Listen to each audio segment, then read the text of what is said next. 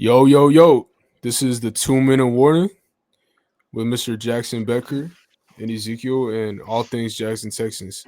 We're going to be talking about Texans, Jags, anything AFC South related because that's mostly what we watch and we don't really care about anybody else. But yeah, we're going to be talking about what was this, week 10? Was that week 10 that we just watched? I think so. Let me make sure. Yeah, week 10. Crazy game. I'm a Texans fan. Oh yeah, let's get that clear. I'm a Texans fan. This Yeah, dude's I'm a Jaguar fan. The Jacksonville house kitten fan. So we're gonna be talking about our teams. And yeah, let's get it started. So I guess the first things first. That was a crazy comeback. Yep, we're talking about the Jaguars Texans last Sunday. Jags blew a 19-point lead going into the fourth quarter. He didn't even want to let me. He didn't even want to let me state that. He wanted to say that for himself. I don't want you to say it. He wanted to say that for himself, dude. Yo. But that's what we're talking about. You broke up. Yeah, I saw you break up too. You broke up too as well. We're back though, I think. Okay. Yeah, week 10 loss. Jags lose 29 to Texans 36. I'll let you start off first. Your first thoughts on the game. No. I mean, the floor is yours, brother. Okay. I want to hear your live reaction. Well, I mean, we could just go. We can go from memory. What kind of happened in the beginning of the game? So, I mean, obviously, in the beginning of the game, didn't start off too hot for the Texans. They first drive through a pick. I don't know what Davis Mills was looking at. Yeah, it was like second play of the game, I think. Yeah. So that was that, and then from there we had the special teams fumble. I believe the Jaguars got the 3 points on that from the interception, and then the fumble, the kickoff return. That was brutal. And then you got Parker Washington returning a kick or a punt, another brutal thing to happen. And then, yeah, from there, that's when things started kind of going right for the Texans. But I'll let you kind of think from your perspective what happened. Yeah, when I think about our Jags team, I feel like it's been a lot of inconsistency. That's been the main thing as just us as a franchise we've had over the years is just a lot of inconsistency where you'll have a lot of bright spots here, and then next week it's just terrible. A lot of bright spots here, and it's just like a constant roller coaster for our team. And especially in this game, I feel like the only consistent positive our team has had has actually been our special teams. I know Cam Little went through kind of a struggle to start off the year. He missed some, but clearly after he broke the NFL record for a field goal, he's definitely back. You can see his confidence change. He's just a whole different guy. But yeah, that's really been the bright spot. Parker Washington has been amazing returning our punts. Even our kickoff guys haven't been terrible, other than I guess you would say primarily the Chiefs game. Other than that, I feel like special teams is our bright spot. We have a lot of stuff to work on, especially in this Texans game. Even before the game, I had a feeling we weren't going to come out of it just because of the history of the Jags with backup quarterbacks. Like, we just can't seem to do it whenever there's a backup quarterback back there. So not only do we have Jake Browning to worry about, now we have Davis Mills to freaking worry about. So it's just absolutely a nightmare. Definitely probably the worst loss in Jags history this Sunday. Just super embarrassing, absolutely terrible. So we'll see how we bounce back from it versus the Chargers next week, which I'm a lot more hopeful about. So yeah, that was definitely a brutal loss for sure. I do think I'm with him on that. I think that it was sorry, give me 1 second. I'm with him. I believe it was the worst loss in Jags history. So from your perspective as a Jags fan, what do you think went wrong for you guys? Because y'all had a 19-point lead going into the fourth quarter. I know. Yeah, which that's credit to our special teams. If you think about it, punt return and a forced fumble. So those are two things to our special teams that really just made huge plays. Credit to Jarron Jones for his interception he had to start the game, which he's been a guy who hasn't got that starting role. But ever since Travis Hunter's out now, we found out, I think yesterday, that he's out for the season for sure. People who've really been keeping up with the AFC South know he was gone for the season after it first happened anyways. But yeah, so I'm happy Jarron Jones is back getting some reps after the Travis Hunter injury because I really believe in him. He's a guy I like a lot. But I don't know. I thought we played pretty decent football. I still know our offense has been struggling ever since that Chiefs game. We've been struggling just as a whole. Our offensive line has been giving up sacks. I think it's been in the Seahawks game and in the Rams game, we gave up 7 sacks each. And then coming into this brutal. And then we played the Raiders, which I think our line actually did pretty decent. But again, Raiders are the Raiders, so it's not like a crazy accomplishment. And then going against, arguably, if not or the best defense in the league, the Texans, I knew our line was going to struggle. I had no doubt about it. We were missing one of our guys. So again, we gave up a huge sacks, a bunch of pressures. Trevor was obviously running around, very uncomfortable by. Is it Daniil Hunter? Is that his name? Yeah, he had himself a day, bro. Yeah, he had himself a day. Yeah. He had 3.5 sacks, I think like 9 pressures, a couple tackles for loss, and then that forced fumble, which is just ridiculous. Yeah, so ridiculous, but yeah, we played pretty fine the first 3 quarters. I actually, it was kind of ugly all the way around.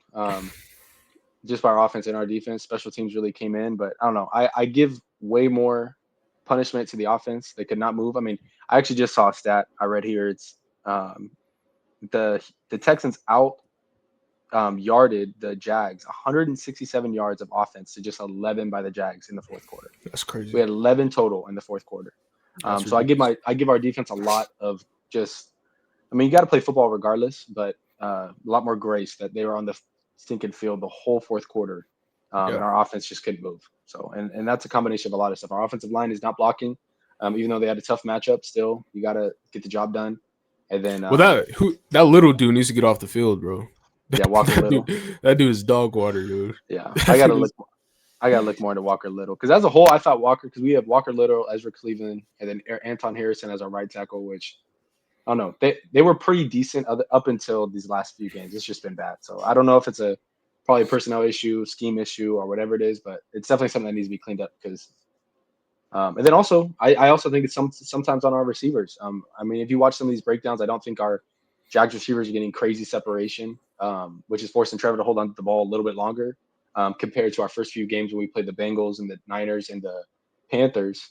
Trevor was getting rid of the ball quick. You guys have also been playing a little bit harder defenses since those weeks, though. Yeah, exactly. Yeah, a lot of harder defenses also. So, and we've had injuries. I know a lot of people I know Brian Thomas hasn't been amazing this year, but we just added Jacoby Meyer, which was a huge bright spot in the game, which I'm happy about. Jacoby, he was our leading receiver that this last Sunday, but still, I mean, 47 yards. He almost broke away that one on the sideline. He was one away. Yeah, he was. He caught that, so that could have been he was really just a toe out of bounds. Which would have been huge for us.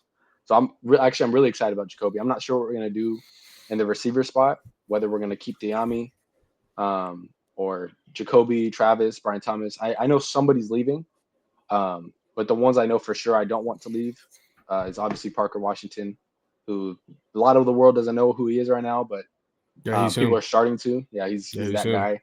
And then Brian Thomas, obviously, and then Travis Hunter. Those are the 3 for sure.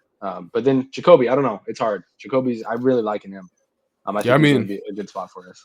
It's his first game, so it's kind of hard to gauge what he's going to be like for you guys. But Parker Washington, that's definitely the most consistent player you guys have had all year. I would argue over the whole team, he's been the most consistent player that y'all have had. I agree. And happily this week we're going to have Brenton Strange back, who's our tight end, and I think he's actually been our best receiver. Where he was before he got injured, he was our leading receiver as a tight end spot. And I know Trevor Lawrence loves his tight ends. So I think when him being back this Sunday, I believe, or the next Sunday after that, I know he's just kind of back in practice now.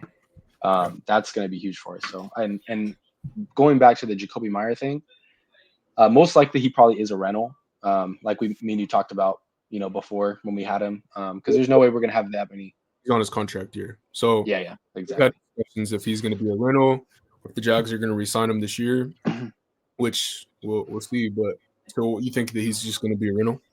I think so. Yeah, because it's hard for me to imagine what we're going to do. I mean, we already have so many receivers on our roster, which I don't know what the average is per team, but I mean, we already have Brian Thomas, Travis Hunter, Diami, Parker Washington, and now Jacoby Myers. That's 5, and those aren't like wide receiver 3s or wide receiver 4s. Really, a lot of these guys are 2s or strong 3s. Yep. So it's one of those things where we have too many. I don't want to call them mid, but I wouldn't even call them mid though. I think Jacoby and Travis and Brian are all very, very good receivers. So at least wide receiver 2s out there, all of them. So, I'm very low on Brian Thomas just because I don't think you can teach I don't think he could break people out of being soft. I think that dude is soft as is freaking charming. I don't know if you could. I don't know if you can install hardness in somebody. I could be wrong though, Yeah. Yeah, but he's been seeing, fading away from contact a lot this year. That's the yeah, main. I mean, anybody who watches the Jags or AFC South, like we lead the league in drops, and a lot of that is Brian Thomas Jr. Where I'm telling you, the ball is hitting this man's hands, and it's just hitting yeah, the it's dirt. brutal. Some of it is Trevor Lawrence. His accuracy's not been great. I mean, even just little stuff like hitting the back shoulder, or throwing the ball low in traffic so guys can, catch and fall. He hasn't done a great job. So it's a combination of a lot of things, but primarily all of our drops have been Brian Thomas Jr.'s issue. So we'll see. He took a big hit in the preseason versus the Steelers, which a lot of people, were thinking maybe that's been the issue since. But I still believe in Brian Thomas. I think he's going to be a huge asset for us. I think he's going to be fine. I think he's 22, 23. I Something, mean, yeah, he's young. he's super young. So I'm not worried about him. It's a down year, but sophomore slump, people have it. But I think he'll be fine. Right. Well, yeah. I mean, I don't know what went down. I was out of the game. I was about to turn it. I wasn't going to turn it off because I like watching our defense because they're fun to watch. But I was. If it wasn't for our defense, that game would have been off by the first quarter, man. That thing was brutal. I thought it was going to be freaking butt whooping the way that thing started. But obviously, credit to the offense for sure. Like they freaking just kept chopping wood, bro. Like they literally just did not give up. They were relentless. Davis Mills had the best game of his career by far. By far. Arguably the best quarterback performance this season by a Texans player. And that says a lot because CJ's had 2 really good performances so far. But just the way he did it, he was clutch, he was poised, he was hitting big time throws. And one of the other things that really stood out to me was our offensive line. Our offensive line played way better, which I don't know if it's because our offensive line just improved or it's because Jags have been struggling so much with the pass rush. It's probably a little bit of a combination of both. But yeah, Ursery, our left tackle, he got bullied last time by Josh Hines-Allen. I think he got like 2 or 3 sacks on Ursery last in week 3. This game, he didn't even allow a sack, and I think he only allowed 1 pressure. Could be wrong, but I believe he only allowed 1 pressure from Hines-Allen, which obviously shows Ursery has tremendously improved, which is a very positive thing. But yeah, then that comeback in the fourth was just ridiculous. I couldn't believe my eyes, bro. To be honest, I couldn't believe my eyes. Do you feel like this is like I know a lot of people have been talking about the Texans team and a fall off here? Do you feel like this is like I don't know what you'd say, like a proving game for you guys, like a statement game? It's the biggest win we've had, and I'll tell you why. It's not because of the team; it's because of the way we won. Every game we've lost this year we've been on the other side of a 1-score game. And it's just been tacking at our confidence, tacking at like we can't close these games. This game showed us that we could actually close the game and we could actually win a 1-score game. So I believe for our confidence, it did tremendous things for us as a team. It gave us belief that we could win. Do you feel like that's going to change your guys' like season? You think this could change your season? You guys think you could maybe make a playoff push? You think this is just a good I mean, it's definitely, yeah, it definitely I think can change the momentum, obviously. But I believe playoffs, like I said, like we talked about the other day or today, it's so competitive this year as far as the teams. Like the Chiefs aren't even in the playoffs right now, and we already know they're going to be in there. Ravens aren't even in the playoffs. In the way that they're going, in the way that the Steelers are looking, they're going to be in there. So it's super competitive as far as playoff pushes. I don't know if we can get there, but as far as turning our season around, do I believe we could upset the Bills at home on Thursday? Absolutely, especially the way that the Bills have been playing. They haven't been playing great football. Josh Allen hasn't looked like Josh Allen all year. They have tremendous holes in their offense and defense. So games like that, I believe that what this game did for us, it gave us the confidence to say, hey, we can go out and win those games. And how did you feel about because I was actually wanting to ask you this about that play calling as a whole this game? Do you feel like it was better, or do you feel like there's still kind of some issues? Yeah, you guys looked a lot better. Yeah, especially in the red zone. I mean, against the Broncos, we were moving that thing no problem against the second or arguably the first best defense in the NFL. We were moving it. It's just every time we got to the red zone, we didn't know what to do. In this game, Nick Caley, I got to give him props because I've been calling for his job. I've been saying he's the worst I've seen in the league. But I mean, he made adjustments. Like he ran play action in the end zone. He ran fades. He ran corner routes. Like he didn't just stick to quarterback sneak and inside zone up the middle. Like he mixed it up a lot, which was needed because that's the only way, you know, insanity is doing the same thing every time and expecting a different result. Yeah, and honestly, credit to him, bro. Like I've never seen. I mean, obviously, just my years of watching football, somebody who starts off the year terrible, Yeah. and he's able to. He's literally, if you guys really start making a push and scrape away some of these W's, like it's crazy. He's gonna flip his playbook around Yeah. like drastically in the matter of like 2 weeks, 3 weeks, or one bye week. Honestly, because you guys look way different since the bye week. You said playbook. Like, what do you mean by that? Like playbook, like the way that he was doing his play calling at the start of the Mhm. year, just terrible stuff. And then Yeah. just one bye week or a Yeah. week and a half after that one game, and now you guys look like a whole different team. He's calling way different schemes, way different stuff, Yeah. way mixing it up. Yeah. And is Stroud back this week? No, he's just Davis Mills is scheduled to start. But to stay on the Nick Caley topic real quick. Yeah, go back. That's something that a lot of people have been saying too, which I agree with, is like he's gonna have growing pains. This is the first time play caller. He's a first time play caller. It's not like he's play called before. So just like any rookie's gonna have growing pains, it's not fully developed. So our first time play caller. So I mean, I think it's gonna be fair to judge him by the end of the season. I think mid-season judgments is a little bit.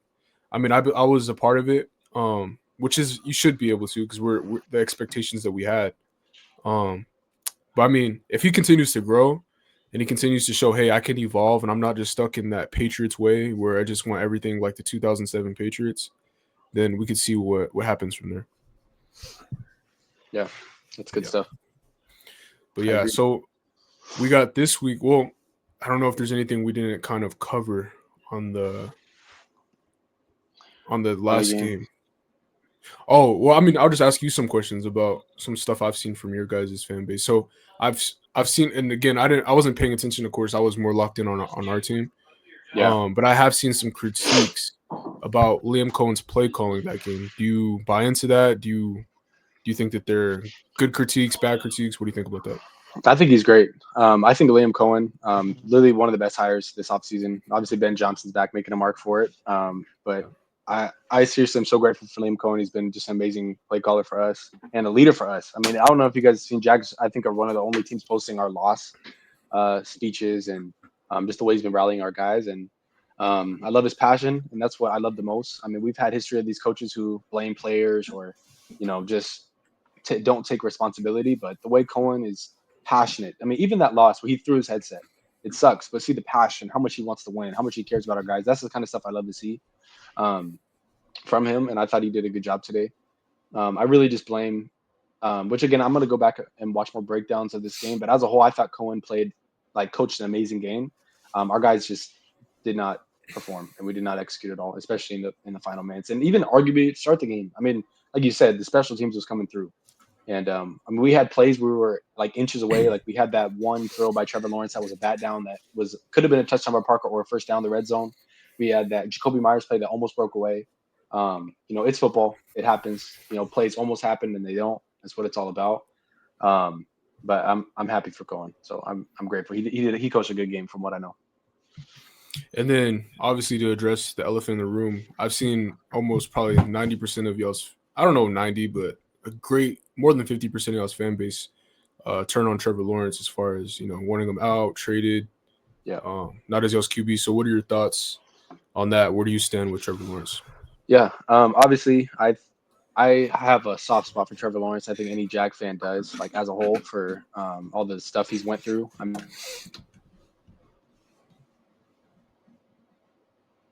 Of who Trevor could be. You cut out. Start off. The last thing you said was you have a soft spot for him. Yeah, I have a soft spot for Trevor because of just what he's been through with Urban Meyer and Doug Peterson. And even though he had some successes with Doug Peterson and we went to the playoffs, we had 1 year we were close until it just kind of fell apart. But we've seen glimpses of who Trevor could be, and that's why I have a soft spot for him because I know can be capable of it, but it's whether or not he gets it done. Just to cut you off real quick, I think that's the biggest critique that the fans have is we're putting all of our chips on potential, not what we actually see with our eyes. Like we've seen the flashes, we've seen the crazy plays, we've seen where he's locked in and looked like a freaking elite quarterback, but then we'd also have seen the times where he's looked like a bottom 25 quarterback. Yeah. So how do we as fans put all of our chips on a guy who's so high and low? Yeah, and exactly. Well, it's too late now. We've already signed to a contract. All of our chips are on it. It's not really a decision anymore. All of our decisions are on him already. But I don't know. I mean, I obviously love Trevor Lawrence, but again, I have no emotion. If we get rid of him in a few years and he's not the guy, I'm okay. I want the Jags to win. I know Cohen wants us to win. We have our new GM Gladstone who wants to win, and I don't think, if it comes to the point we have to get rid of him, and we will. But I don't think Trevor is our biggest issue. Even if he is a big issue, I don't think he is our biggest. Um, but again, I know our line needs work, our receivers need work. It's all a combination of everything. So we as a team need to get together. And again, people forget Trevor just turned 26. He's his first year with an actual really, really good coach and a new system. So I still believe in Trevor. Not saying that could not easily change, but I still believe in him just from what he's shown us. Sorry, it looked like I cut out for a second. No, you're good.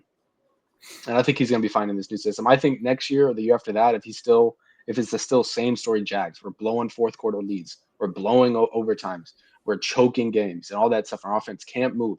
It gets to a point where the dude starts almost 30, and we're still saying it's the team, it's this. Regardless, we got to move on from him. I hope he has success somewhere else, but it's time for something new because if it keeps being the same story his whole career, then it's got to be him. So. Yeah, and that's a fair evaluation, because I do think, and this is the toxic part about fan bases is when you lose, everything's on the head coach and quarterback. When you win, everyone, most of the time head coach and quarterback I guess do get praised, but it's more so just, oh, we won, but lose, it's fire everyone, throw everyone in the trash, which that's the toxicity of fan bases and passionate fans. Which I get it. I mean, they're probably a little bit. Some are probably diehard. I've seen this type of glimpse before with Trevor Lawrence, and they're just fed up and want to move on. But I mean, like you said, man, like y'all already all the way in. Y'all gave him the contract. Yeah. There's not much ways y'all can get out of it unless y'all trade for another quarterback with a similar contract, or if y'all just trade him with draft composition. That's kind of the only ways you guys can kind of get out of that. But I was telling Jax. Like this month was, I do think this is my personal prediction.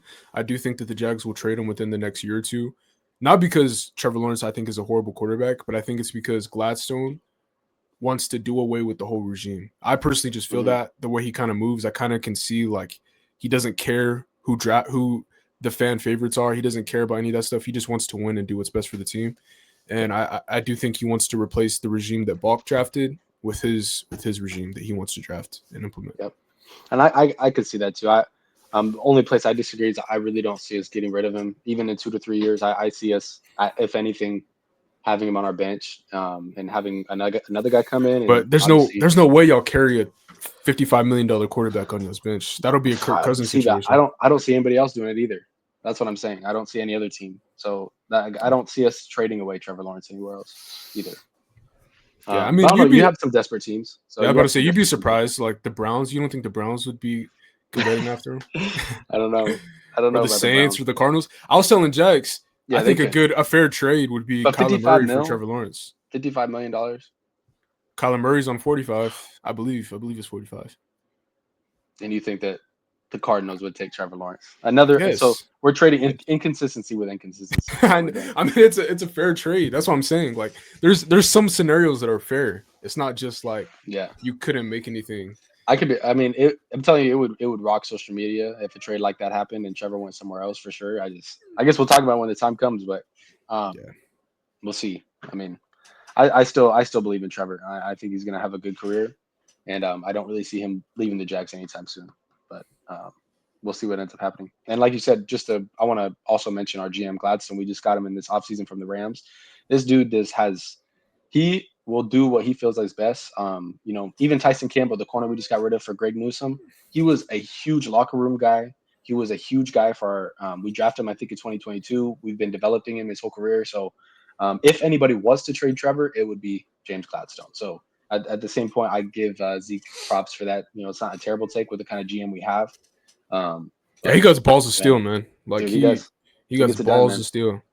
Yeah, I respect him. Like, I may not agree with all of his decisions as far as like I feel like some of them might be a little aggressive, but you got to respect the aggressiveness. Like he wants to win, he wants to get things done, so you got to respect. And even that. I mean, interrupt you, but even that Travis Hunter trade up that a lot of people are critiquing as well. what I appreciate him is we finally have a GM who's willing to actually make plays, even if they're or make moves, even if they're risky for the future of our franchise, and show he's putting his foot forward and going after it. Yeah. Over the history, we've just had guys who just make the safe pick and do this pick, and it's just like we don't ever have a bright spot huge unless we have a terrible season where the number one pick would just happen to be there. So I'm still happy we have a guy who's on the offensive in the trade seasons. He's on the offensive in the draft, not a guy who's always passive and letting people just take advantage of him all the time. Because prior to him, we were terrible in the free agency. We were always getting ripped off. We're always getting fleeced all the time, and Gladstone's not the kind of guy to do that. So. Right. Yeah, I 100% agree, and I think. Yeah, we'll see what happens, man. I don't know. I don't know. I mean, y'all got some big contracts coming up too. You got ETN. Yep. You got what about Walker? What's going on? I mean, I'm just gonna be straight up. That dude is bugs, bro. Like, what is that? Inside Walker?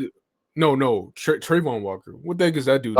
Sorry. Yeah, I meant Trayvon. What does that dude do, bro? What's funny is he's actually been our best pass rusher. He's coming off surgery, so 2 weeks he had surgery on his wrist, or his arm or something like that. But again, no excuse for Josh Allen or Trayvon Walker. We are the least pass rush team in the league, I believe. And especially going against arguably one of the worst offensive lines in the league with the Texans. And we still couldn't get a single he had one sack that he a penalty or something. Yeah. But even then, bro, that game should have been a legacy game by those guys. Yeah. It should have been it was our backup right tackle. Our right tackle was hurt, so it was our backup that's never played in a game this year at all. Hasn't even subbed into a game. No excuse for that, dude. I could make so many no excuses for our team. We just absolutely choked the game away, fumbled the bag the whole that whole fourth quarter, just embarrassing. Because even then, I could say, our offense is the reason why we lost that game because our defense was on the field the whole game. But even prior to that, our defensive line wasn't getting sacks. We weren't making plays on the defensive line front. So. Our DBs, we were missing Jordan Lewis that game. He's big. He's a big guy. He's big. There's situations I'm just I'm happy about, and then there's stuff like Josh Allen and Trayvon. It's you have two guys, one past first round pick, another guy who's all pro, and really good with Josh Allen, and is about to break the franchise record for sacks. He could have broke the franchise record on Sunday. Who, Josh Allen? Josh Allen, yeah, for the franchise record for sacks. He could have done it on Sunday. But he didn't get it done, and he hasn't got it done all season. So you have a guy who's about to be labeled the best pass rusher for the Jags ever, and he can't even get a sack versus the Texans. So he needs to lock in, figure it out, and then Trayvon still needs to show us something that he was worth the first round pick, and he can actually still make plays. So I seen a comment by Liam in one of the press conferences that he did after the game, and they asked him are you going to consider switching up the personnel And he said all things are on the table. I don't want to I'm not quoting him word for word, but he basically said as far as personnel goes, hey, just because they're big names, that don't mean that we're not looking at other people to give us production. Yeah, I agree with that. And I love Josh Allen and Trayvon. I mean, last year or 2 years ago, Josh Allen was a top 5 D lineman in the league for sacks wise. He was crazy. And then Trayvon's always consistently in that middle pack, 15, 16th or something like that. But this year, I think. If I actually want to, I'll probably look at this after we hop off just to see where he's at. And I know that sacks aren't everything. Pressures matter, but still, we're not Pressureville. We're supposed to be Saxonville. You know what I'm saying? So, it means nothing if you can't get home. I mean, that's just the reality. It means nothing. Exactly, and especially with these good quarterbacks like Mahomes or even guys like Herbert this next week. You think these guys can't make passes under pressure? Yep. They'll get it done. So. Yep. Yeah. Yep. I was gonna mention something else. Oh, I just want to give some props to. I mean, it was a huge win for us, so give props for maybe people that kind of went under the radar as far as clutching. So Stingley, that interception that he had before the half, that would have been the difference of the game because y'all would have been up 3 points. Because Cam Little would have definitely hit that, in my opinion. I mean, a better chance of hitting it than not hitting that. Yeah. And not to mention, if the guy caught that, bro, he's running to at least the 30. Yeah. That was going to be a huge play. Yeah. Yeah, he had green, bro. So huge play by Stingley. And for those of y'all that don't know or don't watch the Texans closely, he's been playing with 3 to 4 different injuries all season. And it's been recommended for him not to even play, just to sit out. Mm-hmm. But he's just a dog. He just wants to play. Yeah. That's why when, people are making these narratives he got killed by JSN. I'm I would hope so, bro. He literally, if you've seen the way he's moving, he's not even able to open up his hips. The way he's moving his hips, you could tell he's immobilized. So for him to go and make that play, hurt, you could tell the way he's moving, he's not 100%. I gotta give a lot of respect for him. Yeah. And then another guy I got to tip my cap to, my boy Trent Brown, the fill-in right tackle who hasn't played a game all season. He held it down for the boys. He played great game. I mean, even he got burned by Trayvon Walker on that Mills touchdown where he ran it in. I don't know if you've seen that. I did see that. I saw Josh Allen and Trayvon both bowl it around, and then just opened it up like it was nothing. So like, even though he got burned, bro, he still that burn helped him. It worked out well, yeah. Are you happy about your receiver game too, as well, with Nico Collins? Oh yeah, they played. And all that? I mean, bro, that's what we've been asking for all season. Just force feed the ball to Nico, bro. Like you seen Mills force feeding with 2 or 3 people on him. Yeah, we don't care, bro. He's the best receiver on the field most of the time, bro. Yeah, just done, dude. Yeah, just freaking do it, bro. Like he's a dog. And then that 2-point. That's another thing, bro. That 2-point conversion. That was also the difference in the game because y'all would have been. Oh, that was huge. Jets on the sideline. Yeah, where he like one-handed that. Dude, that thing was crazy, bro. That was nuts, dude. You guys had 2 one-handed pick and a one-handed 2-point conversion. Yeah, that was a huge play by Nico, man. I got to give him his flowers. And then I would say the last flowers. Oh, Nick Chubb, bro. Nick Chubb. He didn't start, which I'm glad. That shows that Nick Kelly's evolving. He started Woody Marks, but Nick Chubb Woody was Marks great. Still played well too. He played very well. Yeah. But Nick Chubb came in as a great 2, bro. Like you could tell. Like I think we looked at the stats. He was averaging like 7 or 8 yards per carry, which is insane. For Nick Chubb, that's insane. I mean, obviously the volume wasn't high, but that shows that each run that he was getting, he was very productive. Which that's what I'm saying. It was probably better that he might have been a wide receiver 2 to catch his breath and really make I guess every snap count and be able to use his body the best way, like max way possible. Yeah, I mean it's common sense, bro. Woody has the most juice. He has the most athleticism, elusiveness, acceleration. It's just common sense to start Woody. Yeah. But having Nick Chubb as a great power back on that 3rd or 2nd down, it's a great idea. So I hope that they keep going that route. And then my last flowers, I already said this, but my boy Davis Mills, man, you came in the clutch. That was insane, bro. Like he literally just clutched up that game like crazy. Yeah, the 4th quarter.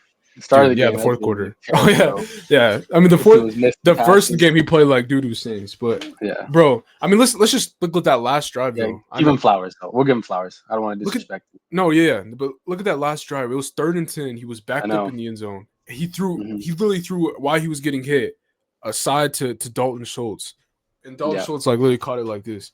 Like it was just an insane pass, and he drove us down the field.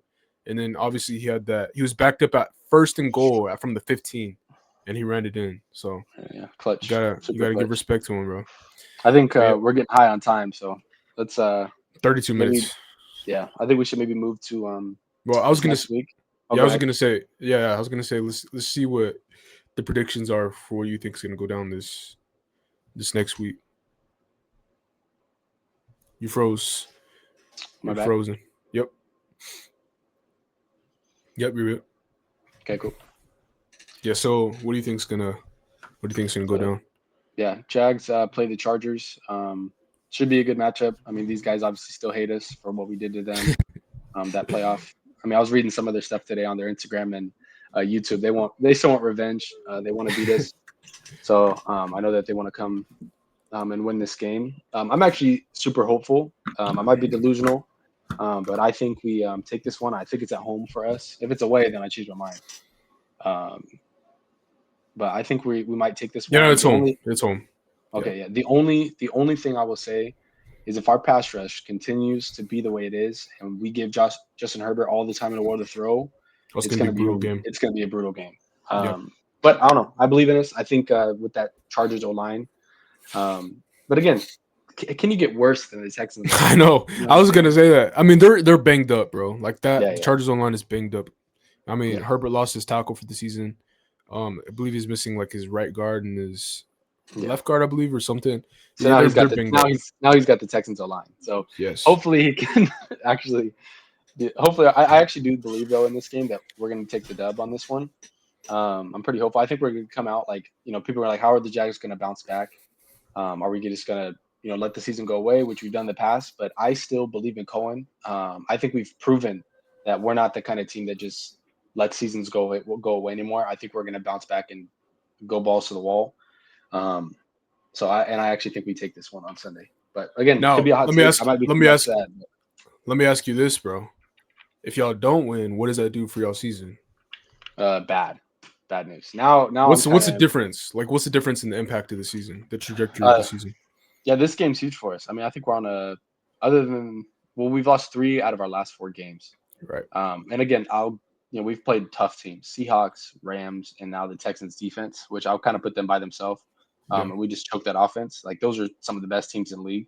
And then we barely squeezed by on the Raiders. So I think this game's gonna be very telling whether we're gonna be the team that settles back and is okay with the season slipping away and being like I don't know, 5 win. Oh no, not 5 win. Sorry, like a 8-win team, a 9-win team, or a team who's going to go out and go win 11 games and possibly maybe make the wild card. So I think this season, I think this determines the most whether we are going to go actually make a wild card spot, or if we're just going to go and be a mid team and just end the season that way. But regardless, I agree 100%. Regardless though, before our season even ends, I'm grateful for the season. Like, already, like where we've been, I've seen like just how happy I've been with our GM, James Gladstone, him showing us who he is, with Cohen showing us who he is, with Brenton Strange, with Travis Hunter, with Jordan Lewis, like the guys we made in the offseason.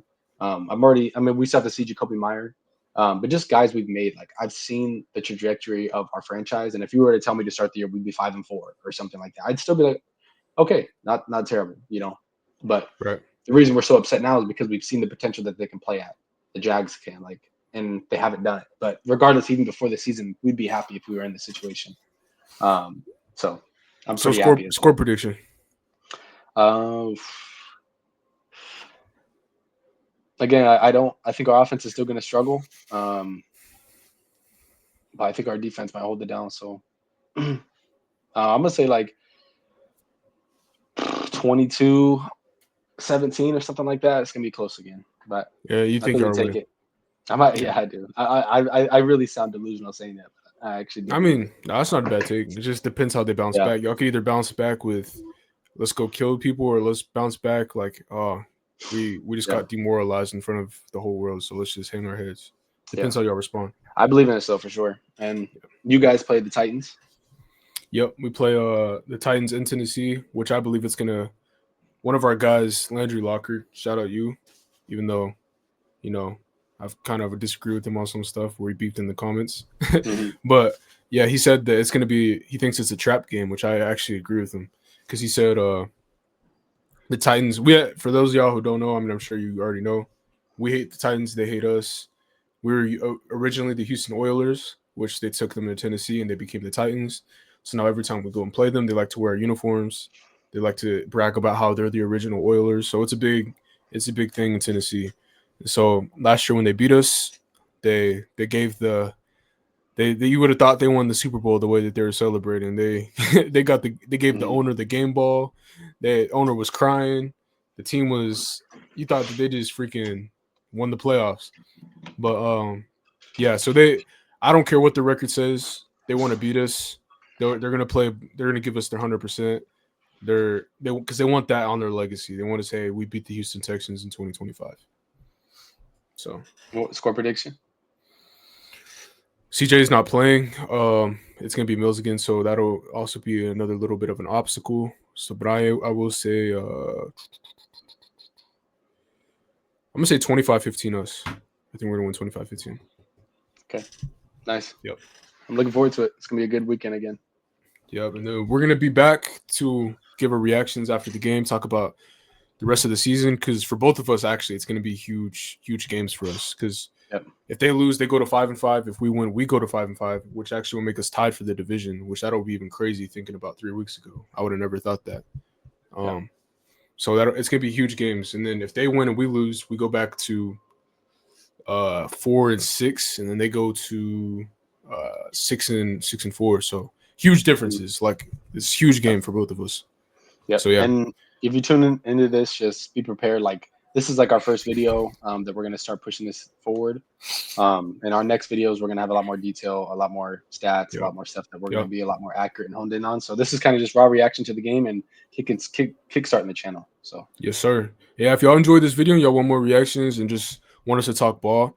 Like we do want to just stay like in the AF South vicinity of just talking Texans, Titans, Colts, and Jaguars. But I mean, I don't want to limit us. Like if there's a topic or a game that we saw on prime time that we want to react to, I think that'd be dope to, you know, talk about what we saw with our eyes. So but we will mostly be talking about Texans, Jags, and the AFC South, but we're not going to limit ourselves to that for sure.